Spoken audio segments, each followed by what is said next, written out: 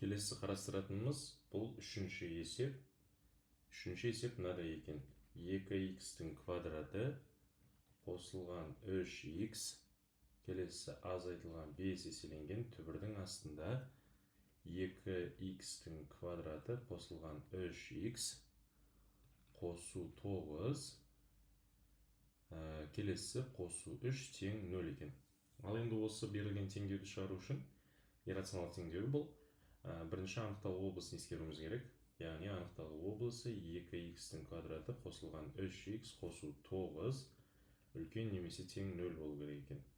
Ал енді бұны мен қазір көбейткішке жіктеуге тырысып көрейін. Яғни бірінші 0-ге теңестіріп түбірлерін тауып алсақ, -3 плюс минус түбірдің астында b квадрат минус 4 атса. Осы жерден ақ біз бұның дискриминанты 0-ден кіші екендігін көріп отырмыз. Сондықтан дискриминант 0-ден кіші болса, онда мына берілген квадратты функция әрдайым 0-ден үлкен деген сөз екен. Яғни дискриминантымыз 0-ден кіші болып тұр. Енді мен қазір мынадай алмастыру жасаймын. 2х квадрат қосылған 3х қосылған 9 осы тұрған түбірдің астымен бұны не деп алайық? Т-ға тең деп алайық. Бұл жерден Т-ға қандай шарт қоямыз? Т үлкен не тең 0 болу керек екен. Енді осыдан мен қазір екі жағында квадраттасам, 2х квадрат қосылған 3х қосылған 9 бұл Т квадратқа тең екен. Енді осының екі жағынан да алтын азайтып тастайын. Сонда 2х квадрат қосылған 3х қосылған 3 бұл Т квадрат азайтылған 6-ға тең. Енді орнына қояйық, сонымен міне 2х квадрат плюс 3х плюс 3 бұл Т квадрат минус 6-ға тең екен. Келесі азайтылған 5 еселенген Т тең 0. Бұдан бізде Т квадрат азайтылған 5Т азайту 6 тең 0 деген мынадай Т-ға қатысты квадраттық теңдеу шықты. Енді мен бұны Т азайтылған 6 келесі Т қосылған 1 тең 0 деп бұлай екі жақшаға жіктеп алайын. Енді біз осыдан Т-ның мәнін тапсақ, Т тең 6 және Т тең минус 1 екен. Сонымен Т дегеніміз үлкеннен тең 0 болу керек, сондықтан бізде Т-ның минус 1-ге тең болатын жағдайын қарастырмаймыз. Т тек қана 6-ға тең болады екен. Олай болса, біз мына теңдеуді шығарайық қазір сіздермен. Мына Т тең 6 болған кезде бізде 2х-тің квадраты қосылған 3х қосу 9 бұл 6-ның квадратына тең екен.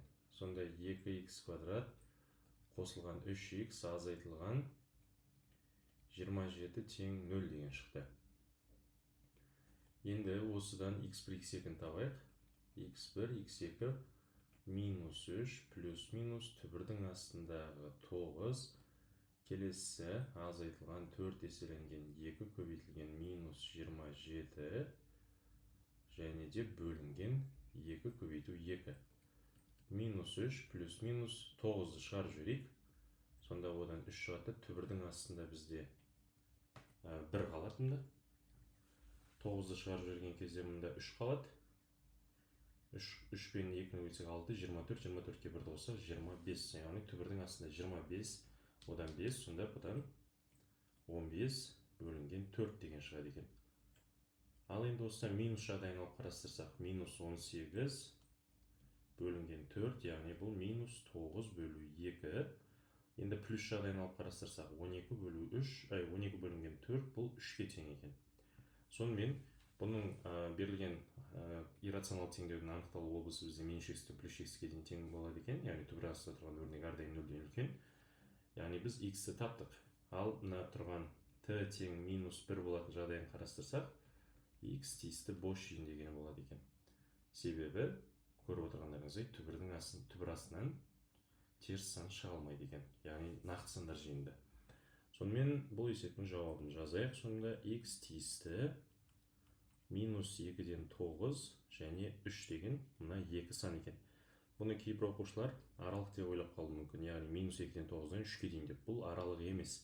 Мынандай фигуралы жақшаның ішінде жазылған бұл жиынды білдіреді екен.